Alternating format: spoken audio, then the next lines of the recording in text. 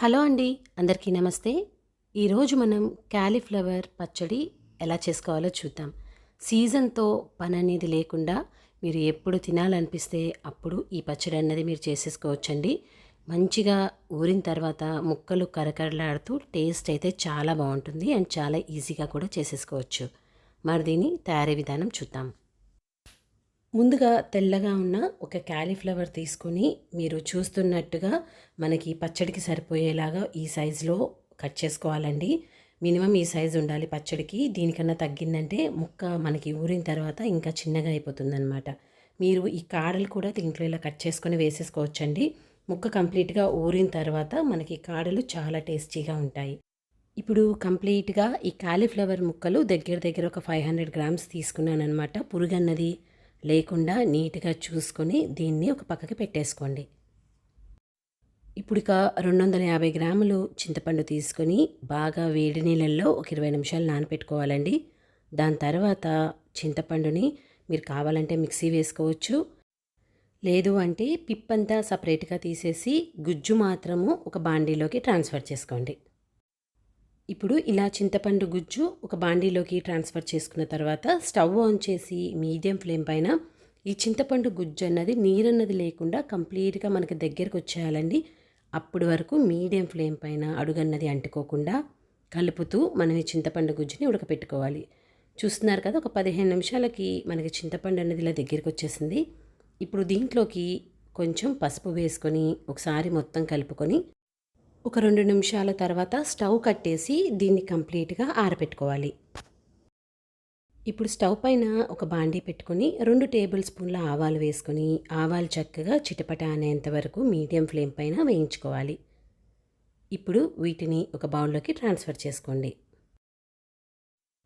ఇప్పుడు అదే ప్యాన్లో 1 టేబుల్ స్పూన్ కన్నా తక్కువగా మనం మెంతులు వేసుకొని మెంతులు కూడా చక్కగా గోల్డెన్ బ్రౌన్ వచ్చేంత వరకు వేయించుకొని ఒక బౌల్లోకి ట్రాన్స్ఫర్ చేసుకోండి. ఇప్పుడు మనం వేయించుకున్న మెంతులు, ఆవాలు కంప్లీట్గా చల్లగా అయిపోయిన తర్వాత ఒక జార్లోకి ట్రాన్స్ఫర్ చేసుకొని మనం దీనిని మెత్తగా మిక్సీ వేసుకోవాలి. ఇప్పుడు దీంట్లోకి కంప్లీట్గా ఒక పెద్ద చిన్నులపాయ అండి, పొట్టు తీయకుండానే దీంట్లో వేసేసుకొని కచ్చాబిచ్చాగా మనం మిక్సీ వేసుకోవాలి. చూస్తున్నారు కదా, ఇలా ఉంటే సరిపోతుంది. ఇప్పుడు దీన్ని ఒక బౌల్లోకి ట్రాన్స్ఫర్ చేసుకోండి. ఇప్పుడు పచ్చడి కలుపుకోవడానికి ఒక బౌల్ తీసుకొని ముందుగా మనం ఉడకపెట్టుకున్న చింతపండు గుజ్జు ఏదైతే ఉంటుందో అది ఆ బౌల్లోకి ట్రాన్స్ఫర్ చేసుకోండి. ఇప్పుడు దీంట్లోకి మనం మిక్సీ వేసి పక్కకి పెట్టుకున్న మెంతులు, ఆవాలు, చిన్నులపాయలు, మసాలా కూడా దీంట్లో వేసుకొని చింతపండులో కంప్లీట్గా ఇది కలిసేలాగా ఒకసారి కలుపుకోండి. ఇలా కలుపుకున్నాక దీంట్లోకి 1 కప్పు కారం, అంటే దగ్గర దగ్గర 250 గ్రాములు కారం అన్నది నేను దీంట్లో వేసుకుంటున్నాను. ఇప్పుడు దీంట్లోకి 1/2 కప్ ఉప్పు అయితే పడుతుందండి. కానీ నేనైతే 1/2 కప్ కన్నా ఒక 2 స్పూన్లు తక్కువే వేసుకున్నాను. మీరు ఉప్పు మ్యాక్సిమం తక్కువ వేసుకోవడానికి ట్రై చేయండి. ఎందుకంటే ముక్క ఊరిన తర్వాత ఒకవేళ మీకు ఉప్పు సరిపోకపోతే అప్పుడు కూడా మీరు కలుపుకోవచ్చు. ఇప్పుడు మొత్తం ఇలా కలుపుకున్నాక దీంట్లోకి మనం పక్కకి పెట్టుకున్న కాలీఫ్లవర్ ముక్కలు కూడా వేసేసుకొని ఈ మసాలా మొత్తం చక్కగా కాలీఫ్లవర్కి పట్టేలాగా టైం తీసుకొని ఒకసారి మొత్తం కలుపుకోండి. ఇలా మొత్తం కలుపుకున్నాక ఇప్పుడు దీంట్లోకి 1/4 కప్ నిమ్మరసం, గింజలు లేకుండా నిమ్మరసం తీసుకొని, అంటే దగ్గర దగ్గర ఒక 4 కంప్లీట్ మీడియం సైజ్ నిమ్మకాయలు పడతాయండి. ఆ నిమ్మరసం కూడా దీంట్లో వేసేసుకొని నిమ్మరసం, ఉప్పు, కారం ఇవన్నీ కూడా చక్కగా ముక్కలకి పట్టేలాగా కలుపుకోవాలి. ఇప్పుడు దీన్ని పక్కకి పెట్టేసుకోండి. ఇప్పుడు స్టవ్ పైన ఒక ప్యాన్ పెట్టుకొని 250 గ్రాములు నూనె వేసుకోవాలి. నూనె బాగా కాగిన తర్వాత కొంచెం ఆవాలు, కొంచెం జీలకర్ర, కచాబిచ్చాగా దంచుకున్న 1/2 చిన్నుల్లిపాయి, ఒక 1/2 టేబుల్ స్పూన్ ఇంగువ, కొంచెం కరివేపాకు వేసుకొని ఈ పోపుని బాగా ఫ్రై అవ్వనివ్వాలి. ఇప్పుడు దీంట్లో కొంచెం ఎండుమిరపకాయలు కూడా వేసేసుకొని పోపుని మీడియం ఫ్లేమ్ పైన బాగా వేయించుకోవాలండి. ఇలా వేగిన పోపులోకి కొంచెం పసుపు కూడా వేసుకొని పసుపు పచ్చివాసన పోయేంత వరకు ఫ్రై చేసుకొని స్టవ్ కట్టేసి ఈ పోపుని కంప్లీట్గా ఆరనివ్వాలి. ఇప్పుడు పోపు అంతా కంప్లీట్గా చల్లబడిపోయిన తర్వాత పచ్చళ్ళలో వేసుకొని ఆ నూనె, ఆ చిన్నులపాయల ఫ్లేవర్ అదంతా కూడా పచ్చడికి పట్టేలాగా ఒకసారి కలుపుకోవాలి.